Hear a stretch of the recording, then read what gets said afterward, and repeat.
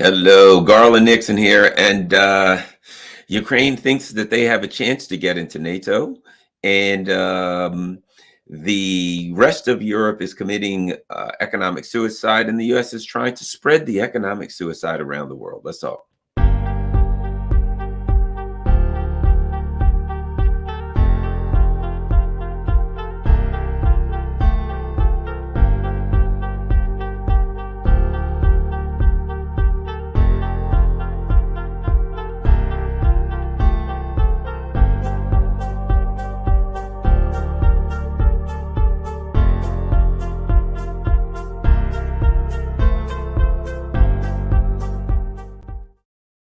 Hello, Garland Nixon here, and let's get started.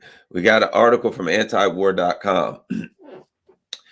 Ukraine pushing for a roadmap to NATO membership. A Ukrainian official this week was pushing for a stronger commitment from NATO. A stronger commitment? How about any commitment? Ukraine was first promised it would eventually become a NATO member in 2008, despite warnings from the U.S. ambassador to Russia at that time that Ukrainian entry into the alliance was the, quote, brightest of all red lines for Moscow, but Kiev has never been given a timeline on when it can actually join the alliance. So let's talk about that a little bit.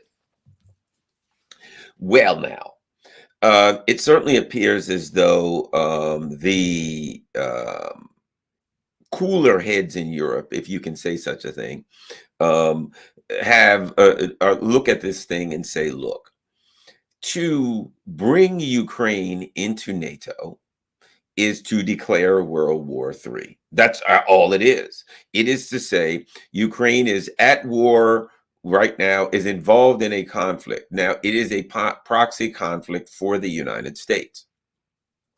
So to say, all right, Ukraine is in a conflict with whoever, and we will bring them into NATO, which means as soon as they come into NATO, you immediately have to have an Article 5 meeting to determine whether or not. So the bottom line is this.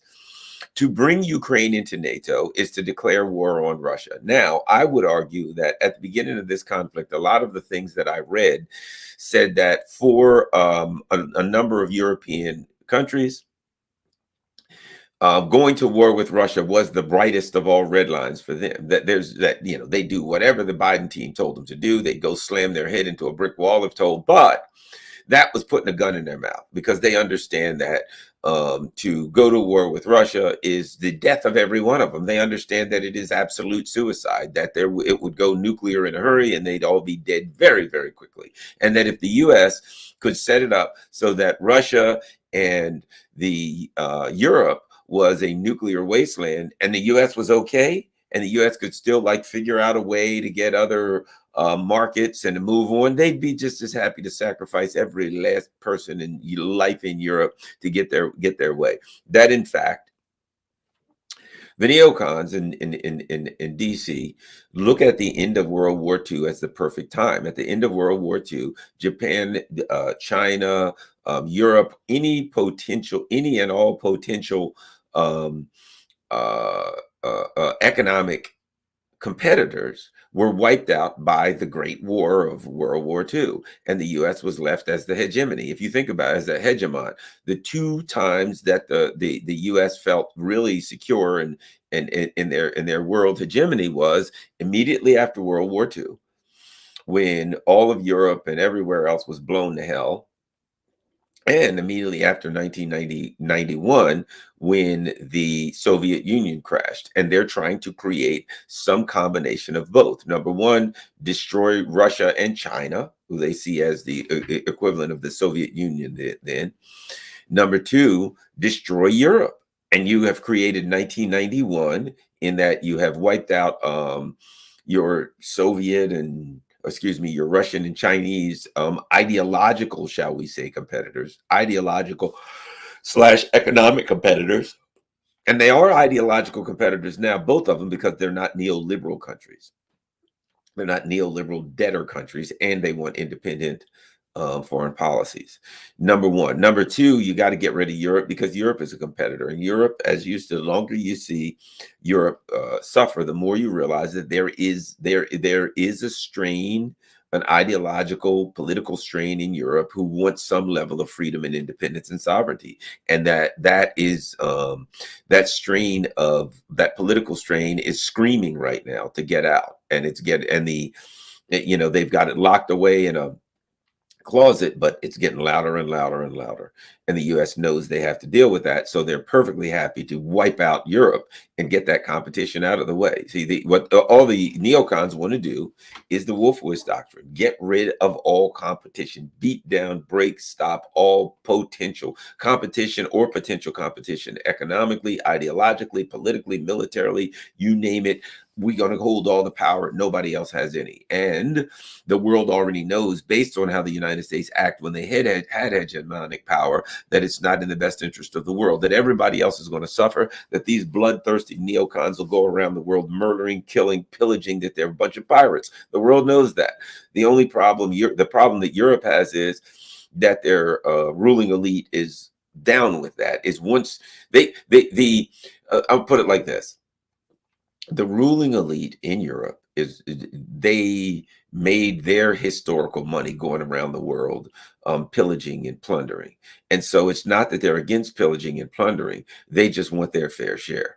That's all it is. They're like, US, you're not giving us our fair of the pillage and plunder right now. And we're not getting any say-so in the pillaging and plundering. And we want some say-so, and we want our fair share. So that strain in Europe is bound to, try to eke its way out of the closet. And the US empire, that's why the US empire has the EU in their crosshairs, the same as Russia and China. And so now Ukraine's saying, well, again, louder, well, we've got meetings coming up here shortly. What they're doing is they're trying to set the table. They're trying to prep themselves so that when this next big NATO meeting comes up, that they can say, hey, it's time to enter us in once and for all. And that's your only chance, because if you don't do that, the Russians are going to win. And they are right. And if you do that, the Russians are going to win. It doesn't matter, but it ain't happening, because it has to be unanimous. And you've got a whole bunch of countries. I believe Turkey ain't no way Turkey's saying yes. In fact, there's no way France or Germany is saying yes in all likelihood. And the issue being, it would violate the rules of NATO, not that there's any rules when it comes to the US empire, to allow them in. But the bottom line is this: they ain't getting in. It's not happening. They are a proxy country. A proxy country, their job is to be destroyed. Their job is to go charge that machine gun nest and get wiped out. And right now they're doing a pretty good job of it. They are sacrificial lambs. They are being sacrificed. And right now, when it comes to, if your job is to be sacrificed, I would have to give Ukraine an A+ on that, because they are getting sacrificed to hell. They know their job, and some of their leaders are come out and say things like, we're fighting so NATO doesn't have to. We're fighting so Europe doesn't have to. In other words, yeah, we're down with being throwing our generation after generation of young men and women, middle-aged men and women, and now older men and women. We are perfectly happy to throw those into the meat grinder.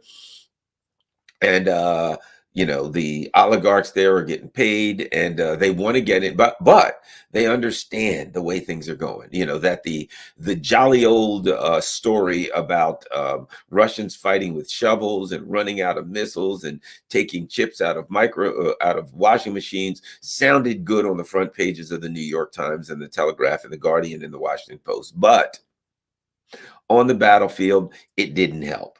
They're being overwhelmed, and they're barely scrimping and holding on. And so as the Ukraine military, as the NATO proxy army holds on, so does the narrative hold on to that Ukraine has some kind of a chance. Now we're starting to hear things like Joseph Borrell say, well, we're not feeling real positive and about the way things are going to go this summer. I think I think we're getting on the edge here. I think we're getting on an edge where Ukraine is going to politically, if it already hasn't collapsed politically, it's going to collapse politically. That it's awful telling that Zelensky spends so little time in Kiev, and that he's traveling all the time, that he seems to be afraid. Also, it's telling that Ukraine has stepped up these, what I call pinprick attacks. They're, launching some drones or something towards some civilian neighborhood in Russia. They're, trying to hit a sewage treatment plant or something, or an apartment building on the outskirts of Moscow. Come on, that ain't winning a war for you. I mean, the reality is, yes, hey, we had drones and they struck Moscow. What they hit? A sewage treatment plant and a couple of apartments. But that's not important now. Symbolically, we had a victory. That's all they got now. Pinprick symbolic victories to try make an attempt, and keep in mind this, to make an attempt to infuriate the Russians so they'll escalate, to make an attempt so something they can get anything, so that they can get drag the U.S. and NATO into this thing, because they already know the direction this thing is going. They can see it. And so what Ukraine is trying to do now is their last ditch effort. Look, we're losing. We're losing big. We don't have no chance. We got no chance. We're done. So we can get into NATO, and then we can say, okay, you NATO, you have to come in and protect us and fight with us. Yeah, or we can hopefully provoke the Russians into maybe firing some missiles on Poland or doing something that we can then say, okay, you've got to come in, NATO. Bottom line is, it's the same thing. Ukraine wants to bring NATO in because they don't really have a chance. And it's funny because I'm a patient person myself, right? And I'm the kind of person that I focus on an issue, and you're not going to get me off of that, what I'm doing. You're not going to distract me. You're not going to get me to do other things. When I realize that I got a winning hand, I'm playing that hand through. A lot of people who support the Russian special military operation are angry. They are so angry at the Russian leadership. They're saying, why won't you escalate? Why won't you hit harder, strike further, do more, right? My thing is this. I think they won't, because they're smart. I think they realize this. They're winning. That the reason that Ukraine is doing these provocations and stepping up the provocations, and when I say Ukraine, it's likely, MI6, CIA, et cetera, are involved. The reason they're doing that is very specifically to goad the Russian leadership into escalating, to goad the Russian leadership into taking it to a higher level, to give them an excuse to try to bring in NATO. That's their only hope. So as they try to bait the Russians in my opinion, the Russian leadership is wise. They're doing the right thing. Yes, the people are going to get emotional. Oh, you've got to act. They know. Maintain course and speed, man. I'm looking ahead. I'm in a boat. I see that red buoy, and I am set for that red buoy. And I'm not going to go wiggling and go. I'm going straight towards that red buoy. I'm maintaining course and speed. And I believe that the Russians leadership has decided a long time ago, look, we know there's going to be all kind of provocations and drone attacks and Crimea and this and that, but the course that we are on is one that will lead to victory, and we will not stray from that course. That's what I believe the Russian leadership's doing, and in my opinion, the way I think, that's damn exactly what I do. And I would understand this. I think the Russians understand this. The people are they're going through an emotional roller coaster, and they're going to go up and down, and they're going to be happy. Hooray. Boo, we lost Liman. Hooray, we took Liman back. Boo, yeah, hooray, we blew up a Patriot. Oh, darn, a friggin' quadcopter drone just slammed into a building in the side of Moscow. That the people are going to be up and down. They're going to be emotional. They're going to be in and out. But that it is the duty of the leadership to set a course, to chart a course, to see an outcome, and to continue towards that outcome and not be distracted. That's not saying they don't have to react to facts on the ground. That's saying that a wise person, once they set their course, is heading on that course. And understanding Russian culture like I do, I don't think that the Russian leadership is going to stray far from what their plan was in the beginning. I really don't. I think they got a plan. I think they understand that they're going to have to face some pinprick things, some quadcopters, a couple of schmucks going into the Belgorod region every now and then to blow up a manhole cover or something. I don't know, but whatever the case may be, I think that's what we're looking at. The Russians are having success. The Ukrainian military is breaking down. And I think the Russians understand this. At some point, the leadership falls apart, and when where the head goes, the body will follow. That, I think that's what we're looking at in Ukraine, that we're looking at the beginning of the end, that the leadership's falling apart and they won't be able to hold this thing up. And that's what the Russians are doing. So meanwhile, NATO keeps sending Patriot systems and all kinds of stuff in, and they get to blow the hell out of it. They get to look at it, they get to learn it, understand it, grab some of the new NATO things, take them home, evaluate them, take them apart, just find their weaknesses and strengths, and they get to blow this stuff up and demilitarize NATO. So they get to, they're getting something out of it.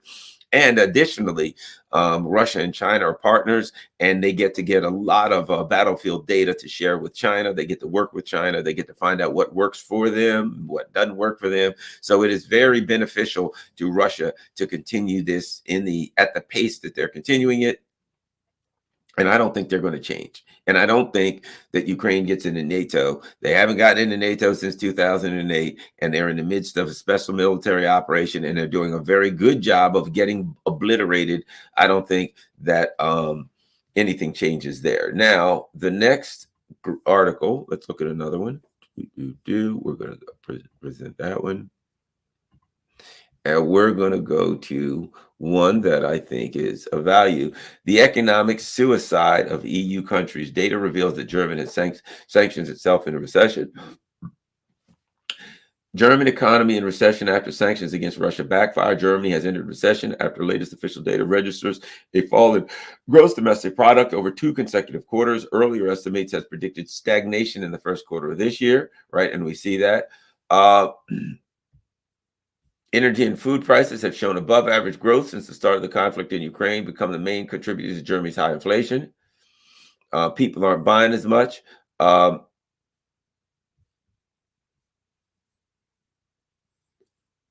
So there we go. All right, let's talk about that and what we're looking at. So Germany, if we think about it, in the EU, Germany is about 25% of their economic output. Germany is the big industrial giant. Germany is the big banking giant. And to be quite frank, through EU, we call them EU banks, but a lot of them are the German banks. And Germany has, through the EU, taken advantage of other EU states, especially on the periphery, such as Greece, and taken advantage of them, Italy, and made a fortune off of them. And, they use neoliberal economics. That's banking and lending and borrowing and all that stuff. And you end up with a debt you can't pay, and the bank ends up owning that debt that you can't pay. And they just take your, whatever they want, they take from you, collateral. So what's going on is Germany has made much money off of the EU and NATO, etc. And now the U.S. empire is calling in its cards, and it's saying to Germany and the rest of them, look, this charade's up.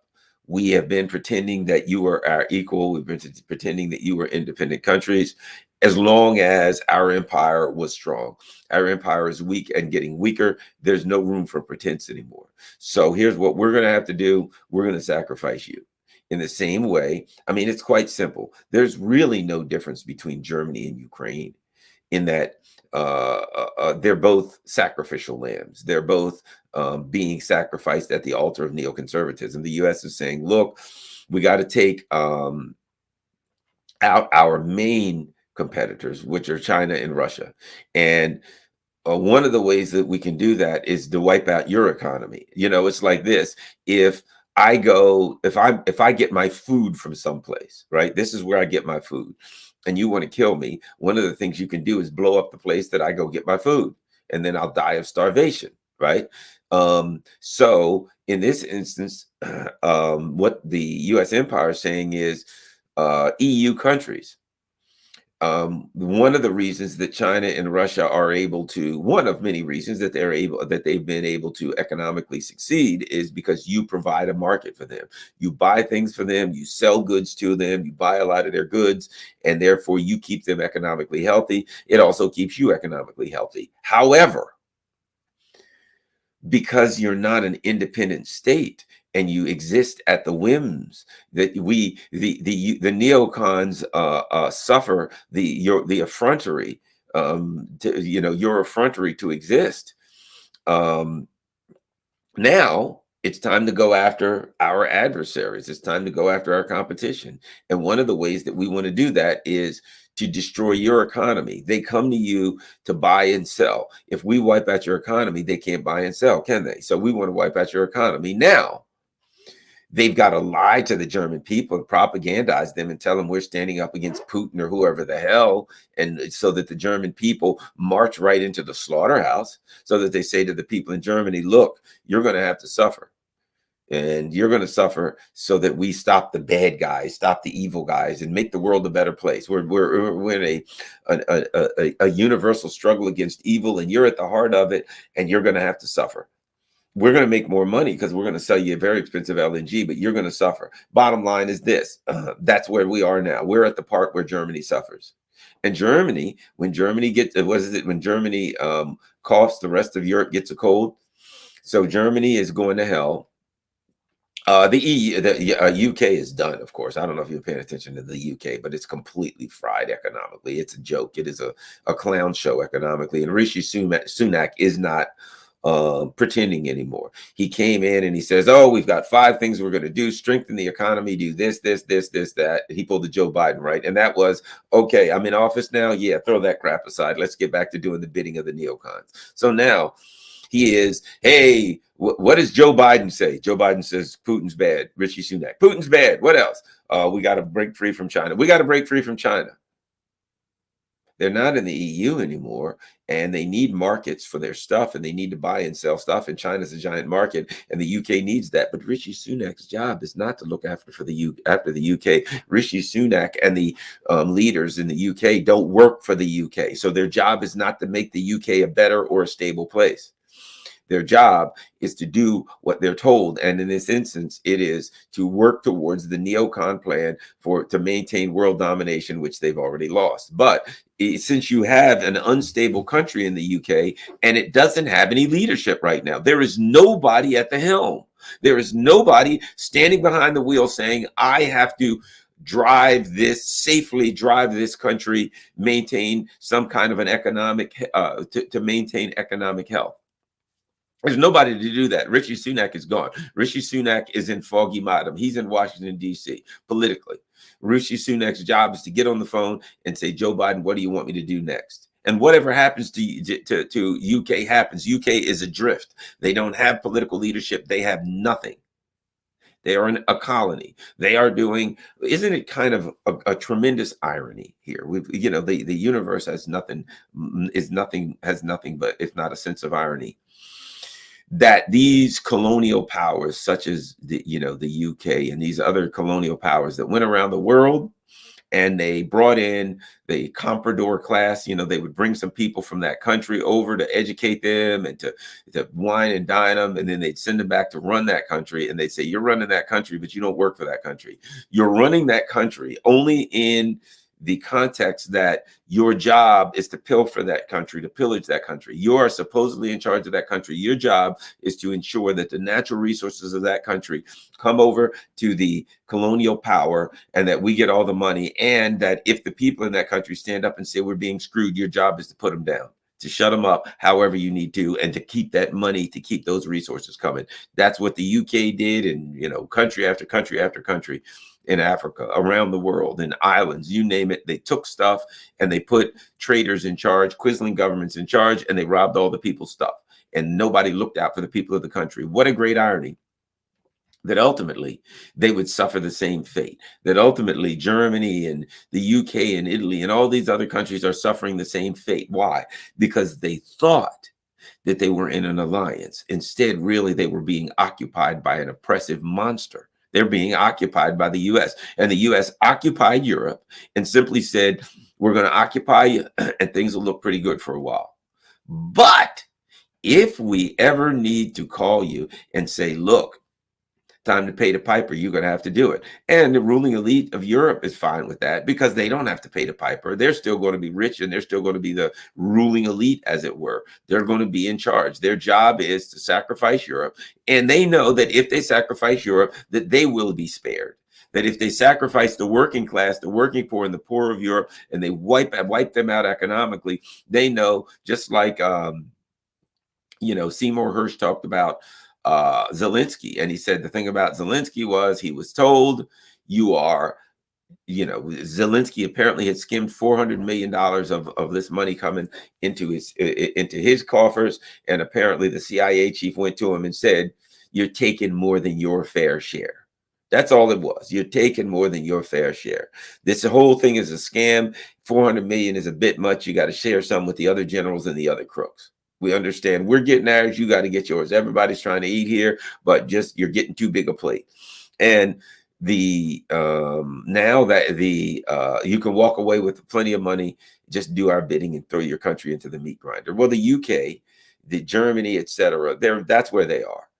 There's no difference between Zelensky, Sunak, and Schultz, etc. And that is Malone and all of them. The U.S. empire has now said, time to throw your people into the meat grinder, economic meat grinder as it is, and you will be spared. You'll live good. You'll walk away with a fortune. And the ruling elite of the EU is down with that. They're good with that. The only thing I don't know is if they're going to walk away, because some of them could face violence in their own countries at some point. They keep taking their country down the economic, mine shaft. There could be violence, and some of them could lose their lives, not just their power. So basically, as this particular article says, Europe has sanctioned, Germany has sanctioned itself into Russia. Europe has sanctioned itself into Russia. But the way they did it was, number one, the ruling elite went along with whatever the U.S. said and just said that what they basically said was, it's bigger than this. It's bigger than just, we want to, let's look at my phone. We want to,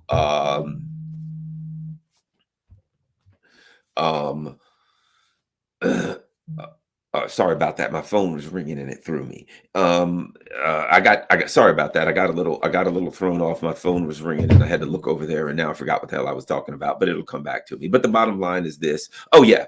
So basically it's bigger than just Europe and your people. The leaders of Europe, what you're on is you're on this crusade basically a crusade to maintain U.S. power. And if you don't do that, you're of no value to us. And here's what the leaders in Europe know. They know how the U.S. is with regime change. And the leaders in Europe know if you don't go along with the U.S., that they'll regime change you. They did it to Gough Whitlam in 1975 in Australia. They will do it again. Look at the, what was it, Operation Gladio, where they interfered with country after country in Europe. The European leaders already know that the U.S. is a fickle beast, and that if you don't go along with it, it has no permanent friends and no permanent enemies, only permanent interests. So what the leaders know is, if we don't do the bidding of the neocons, they're going to take us out too, and they'll put somebody in who will.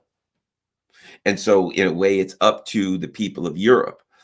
And sadly, a lot of those people are running around with these damn blue and yellow flags. They've been propagandized out of their mind to the point where they think they're doing the right thing to stand up for the Nazis in Ukraine, although some of them are, in fact, interestingly, the liberal class in the West, particularly the liberal class, has aligned themselves with the Nazis in Ukraine. The liberal class has definitely done that, mainly because they're all globalist types. The liberal political class are globalists. They want, the one world kind of thing, and we all do the same thing. And of course, the liberals in the US want that, because they're like, we want a one world government, and we want to be in charge of that government. So the liberal class is very much globalist. And of course, as I've said before, the Nazis in Ukraine are globalist Nazis. They don't say we're nationalist in that we want to control Ukraine. They say we're nationalist in that we love Ukraine and it's the best. But we want to, and if you listen to in various and sundry things, the Nazis in Ukraine will say, we want to lead the white race internationally. We want to lead the worldwide white race. In other words, they're globalists. They're just a fascist version of globalists. The liberals are a neoliberal version of globalists. They want to run the world and the money and the finances and take everybody's stuff. So that's their view of globalism. Meanwhile, the Nazis in Ukraine's view of globalism is something to the effect of leading the white race, or some craziness that it's hard to even make sense of. But They're globalists, so they're globalists aligned with globalists, far right globalists with the neoliberal globalists. So, and the Europeans are caught in the middle of it. And at some point, I believe there will come a point when there will be so much pressure on the ruling elite in Europe that it will be hard for them to resist the pressure at home and the potential for their culture and everything to fall. If it doesn't fall, which it looks like it's going to, if it doesn't completely fall, they may have a chance before it does to pull out. They may have a chance before it does to say to the neocons, we can't go any further. And keep in mind, the neocons are desperate because this is this is the whole kit and caboodle in Ukraine. If in fact they fall apart, the things fall apart in Ukraine. The worst thing that could happen for the neocons in Ukraine is this. This is the worst possible scenario, and it's coming. Is that they get exposed? Here's what I mean.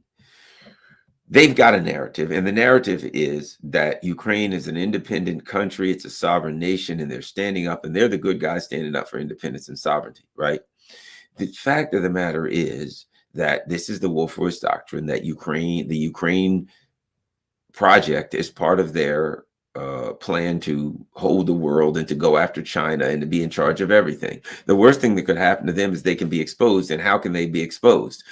One of the ways they can be exposed is if Europe can't take it anymore, if the pressure, which is getting louder and louder from all around the world, pushes to the point where Europe and other people have to acquiesce, and the Russians are on the move offensively, and Ukraine starting to collapse politically, or has collapsed politically, and they are forced to try to come up with an out.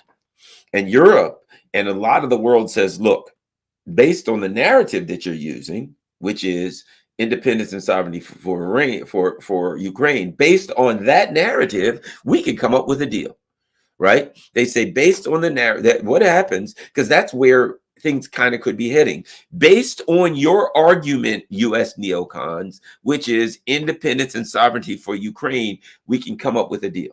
We can get a deal that maintains some level of sovereignty for whatever's left of Ukraine, that's safety, that's secure. We can come up with a deal where the Russians agree on things where they're not going to go any further and they're going to back off and they're going to take what they have and they're going to have a demilitarized zone, and Ukraine stays out of NATO, and China and India and Saudi Arabia, who knows who, says they're going to come into the demilitarized zone, and they're going to ensure that this thing stays safe, so they can come up with a deal, right?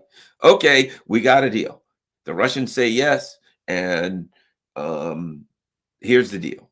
Well, the two problems that come then is, number one, the U.S. has created a monster. They've created these fascists and supported these fascists and brought them to prominence in Ukraine, and the fascists don't make deals. So the deal will be a deal that will save whatever's left of Ukraine, that will stop the war, and that will set up a security arrangement for the future. Let's say they come up with that deal. The problem is that ain't what the U.S. empire wants. The problem is the U.S. empire pretends to want that, but they must hide their real agenda, which is to destroy, wipe out, dismember Russia. And if you get that deal, it doesn't destroy, wipe out, and dismember Russia. Russia becomes stronger. And actually, technically, if you think about it, if the EU can get a security infrastructure that they're happy with, they become stronger. At that point, if you've got that security infrastructure, do they really need to spend all of their money on weapons? They got a deal, and they got some other countries to come in and secure the deal. Do they need to spend every dime they got on weapons, which is that one thing you want? No. And can you dismember Russia now? Can you even move forward with your plan to dismember Russia, to surround Russia with bases, to squeeze it, to take it apart, regime change in Russia? No, that is truly your plan. And if a deal comes is put forward that secures the region, stops the fighting, and sets up a long-term agreement, how do the neocons do that? So now what do? Because at that point, in order to maintain hegemony, the neocons then got to say, okay, we didn't win in Russia. Here's what we're going to do. We're going to set that aside. Now we're going to go fight with China, and then we'll get back to Russia later.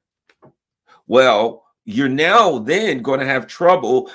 There's the next problem: dragging those same people that you dragged into this proxy war with Russia that was disastrous for them. Now you're going to say, okay, that didn't work. Now I'm going to drag you into a proxy war with China. Well, guess what? I don't think you're going to get the people of Europe to run around waving Taiwanese flags again so they can go through the same thing. It ain't happening a second time. So the neocons problem, huge problem here, is they can't bring Ukraine into NATO because there's too many countries in the EU that'll never buy it. So Ukraine can't get into NATO, which ultimately means dragging NATO into the war. World War III, we all die in a nuclear blast. That can't do that.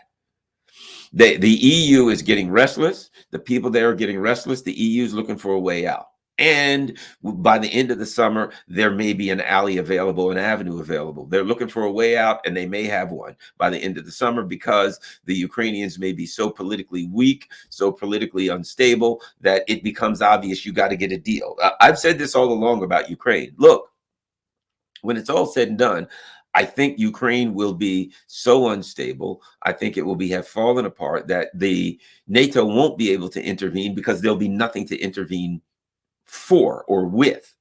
That what happens when even now, is Zelensky running for his life? Can he hang out in Kiev, or is he afraid to go to Kiev? Is he afraid? I don't think he's afraid of the Russians. And what happens when and if the Europeans start saying we need to talk? What happens when the Europeans say we're having some issues, we're having some problems, whatever the case may be, and we need to try to bring this thing to a head, and the US says we can't possibly do that because if we bring this thing to a head, our actual narrative, our esoteric, our internal story falls apart. Our external cover story is fine. We're standing for democracy and things of that nature. But our internal story, the truth is, we're not standing for democracy or sovereignty. We're trying to take Russia apart, but we just can't let everybody know because it would be obvious how evil we are. And then we're going after China. If we lose this, we haven't taken Russia apart. How do you go after China when you haven't taken Russia apart? And not only have you not taken Russia apart, there's no hope for you taking Russia apart. And Russia and China are closer than ever. And now if you go after China, there is a very good possibility that you'll have to fight Russia and China. And you can't win that. And the entire world is looking at you and you're exposed. And the entire world saying, wait a minute, you said you wanted a deal for independence and sovereignty of Ukraine. And we've got a deal on the table for the independence of sovereignty of Ukraine. And we've got all of these countries ready to send in troops to a demilitarized zone. And we've got all these things, and Ukraine has to stay out. You got to sign this deal. And to the U.S. signed this deal. The U.S. can sign it, but the militants, which they can't, but the militants in Ukraine aren't. So this is going to be a long. Remember when Joe Biden said this is going to be a long, deadly winter for the unvaccinated? It's going to be a very long political and diplomatic summer for the neocons. They are in a jam, and I don't see a way out of it because the big problem they have is what? Getting exposed. They're liars. The problem they have is for the truth to come out, what they're really trying to do, take out and dismember Russia. That it has nothing to do with Ukraine, and Ukraine is just a proxy. They can't have that out in the mainstream discussion, and it'll come out when the negotiations get hot and heavy. Let's see. Anything else? I got some other articles.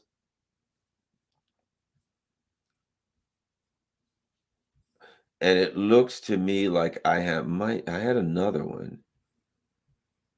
Let's look at this real quick. Here's one. Let's look at this Washington Post piece of crap, just to end the morning off with one more story. The Washington Post garbage. Brazil's Lula promised to save democracy. Why is he embracing Maduro, right? And you look at this garbage. 4 years ago, virtually all of Latin America lined up against Venezuela President Maduro. What they leave out is that the U.S. had the puppets and proxies, and they did what their master told them, and now they don't have those puppets and proxies anymore, and they ain't listening. So look, the authoritarian ruler whose government has stifled dissent and tortured political opponents, and that's lies. He's not an authoritarian ruler. He hasn't stifled dissent or tortured. All lies by the Washington Post. He won. Maduro, and they say, but Maduro hung on. No, he didn't hang on. He won in a landslide, and his political party won in a landslide. So they're all lies. They're all lies. And as usual, when someone won't buy into the U.S. Neocon agenda, they're anti-democratic. The opposition coalition that coalesced behind Guaido collapsed, and now the socialist strongman is celebrating a stunning diplomatic comeback. And they go on who he's talked with, Macron, blah blah blah. Then they say Lula talked to him, and they say Lula dismissed charges against Maduro of human and civil rights abuses. Well, here's the thing. You can say Garland was involved in human rights and civil rights abuses. Like what? Such as human rights and civil rights abuses. As an example, human rights and civil rights abuses. That's what they do. They just say, yes, so-and-so is involved in human rights, but they don't particularly actually have any. That's just a blanket claim. So they go on. Many of the conservative leaders who called for Maduro's ouster are now themselves out of office. The right wing, these far right wing strong men, but they're not strong men. They're puppets, and they're not even conservatives. They're puppets. They're quislings. Many of the traitors who worked for the U.S. empire are out of business because, oh well, countries don't like traitors. And they say. This is practically the formalization and the officialization of the return of the authoritarian regime of Nicolas Maduro. Here's something that I don't understand. If the people of a country vote for somebody and they want that person, and that person is happy and they're happy, then how is it an authoritarian regime? What's authoritarian about a government that has considerably higher approval ratings than the United States or any of the Western? So it's got the Maduro government has a considerably higher approval rating than the UK or US or German or any of them, but he's authoritarian in their democracy. Imagine that. So they talk about the two of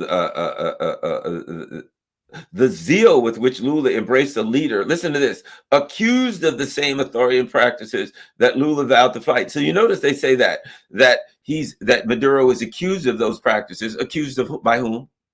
By whom? Of the United States. So the United States says basically this: we accuse somebody of something, right? We're going to accuse you of fill in the blank. And then we're going to say, how can you deal with this guy over here that's been accused of terrible things? Mopri on the high seas. Who accused them? We did. So all they do is they make up a lie about somebody and say, hey, Putin's a whatever, a killer, and Xi's a murderer, and Maduro's I don't know, a cutthroat or whatever. And then they say, how in the world can you deal with that person with all those accusations against him? You made the accusations. And that's what they go on to say, a whitewashing of the regime, right? And this is what Lula said. There's a narrative in the world that Venezuela doesn't have democracy, that Maduro has made some mistakes. So I told him it was his responsibility to construct his own narrative. Listen to this, with the true facts. So what Lula said to them was, look, these people have created a narrative. It's up to you to use the true facts to create your own narrative. Lula's making it clear to the U.S. empire, you bastards are lying. And I said to Nicolas Maduro, look, there's a bunch of lying pieces of crap out here, and it's up to you to get the truth out. That's what Lula said. And I know, having been to Venezuela, I can tell you that what they're saying about Venezuela is a lie, and an authoritarian regime and all that stuff is a lie. And they go on to say, it says that in power as a leader of the global left, I don't know, they know that Lula was a leader of the global left. He isn't, but that's what they say. He has defined democracy and authoritarianism a bit more loosely. How about this? He defines democracy and authoritarianism. He doesn't allow the neocons of the U.S. empire to define it for him. Not loosely, he has his own definition. In his worldview, Taiwan belongs to China. Well, wait a minute. The United States officially recognizes Taiwan as part of China, and they say in his worldview, Taiwan belongs to China. Well, in the worldview, official worldview of the U.S., Taiwan belongs to China. Ukraine shares the blame for the Russian invasion. I'll go one better. There's no such place as Ukraine. The United States overthrew the government and put in a bunch of puppets. So there is no Ukraine to share a blame. And he goes, and now Maduro, who is under indictment in the United States for alleged narco-terrorism, has been unfairly maligned. Well, the United States now is just going to go around. Yes, the leader of France, we're going to charge him with a crime. The leader of Greenland, we're going to charge him with, indict him. And what gives the U.S. the right to just go around the world and arbitrarily indict world leaders that they don't like, that they want out of business? So Lula says, screw that, man. I ain't down with it. The UN has accused Maduro of crimes against humanity. So what? But in Brazil, he's received as Lula's great partner with all of the pomp and honor. Tweeted Senator Flavio Bolsonaro, the former president's son, by greeting Maduro, Lula has alerted the entire world Brazil supports the Venezuelan dictatorship. You're out of business, dude. You and your fascist family are out of business. So guess what? Lula can do whatever they want. And you know what? Good news for the Bolsonaro family. The puppets of the U.S. have won the Twitter war. But that's all you get is the Twitter war. You won the Twitter war. You lose on the ground. So shut up. Even some of Lula's advisors were taken by surprise, right? So they go on. Lula, now in his third time, has never felt more comfortable on the world stage. They go on. The advisors fret, and his confidence in his own instincts has led him to make more gaffes than any other. No, he's not. So listen, they're talking about his advisors. He's making remarks off the cuff, speaking from a place of security, which then requires others to go in and clean up what he said afterwards, said a senior official at Brazil's foreign ministry. What they're saying, listen to this, who spoke on the condition of anonymity to speak candidly, right? What they're saying is this. Can you imagine if the Russians or whoever went in and they said, yeah, we spoke to somebody candidly at the State Department, and they said Biden's screwing everything up and Biden's doing wrong in Ukraine and blah, blah, blah. The U.S. is now trying to interfere in the Lula government. They're talking to people internally in his government. They're getting their puppets in there, their moles in there to say things, even if anybody said it. First of all, this is the Washington Post. This was written in Langley, Virginia. You know, this article was written by the CIA. It's not even necessarily true. Right? Not all Latin American leaders share Lula's assessment of Venezuela, right? And so now they go on to they find some other puppets to say, oh, well, look, for instance, let's talk to Joe the puppet. Hey, Joe, American puppet, what do you have to say? Well, everything that Biden says is right and anybody else is wrong. Good job, Joe the puppet. Now let's move on, right?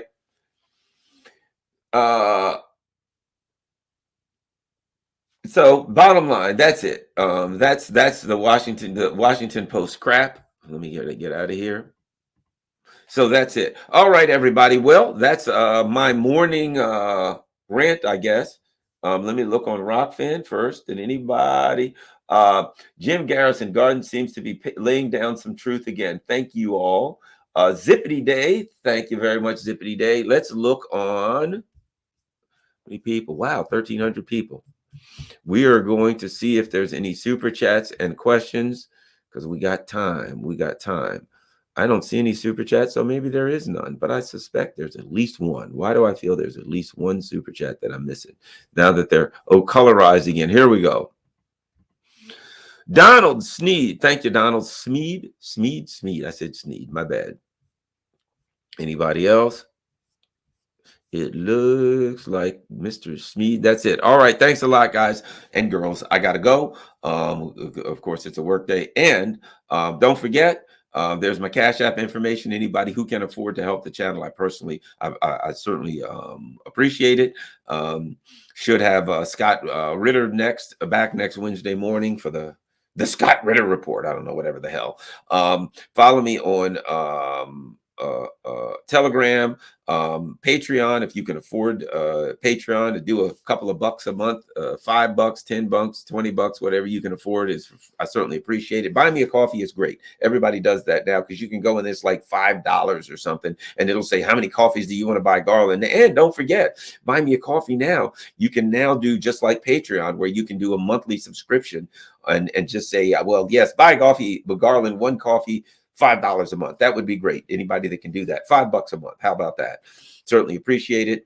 And And you know, I guess I got to get going. That's all I can think of. Oh, Rockfin, don't forget. I love Rockfin. Everyone has on YouTube should have a alternative platform, a free speech platform, because they'll throw you off YouTube. Mine is Rockfin. Rockfin's great. Doesn't have advertisements. Free to join. Outstanding. Check out Rockfin. And there's lots and lots of other really great channels. Go to Rockfin. When you go to mine, just don't go to mine. Look at all the great channels, man. Everybody's there, and lots of really cool stuff that's only on Rockfin. Go there. And it's free to join. Last but not least, if you can afford it on Rockfin, if you can afford to support the channel there and become a subscriber, it's $14.99 a month to subscribe and support my channel on Rockfin. For those who can't afford it, if you sign up for a year, they give you a couple months off. It comes to $12.40 a month. For those who can afford it, if you can't, just become a member on Rockfin, and it doesn't cost anything. All right, thanks a lot, everybody. Have a great day. I'm out.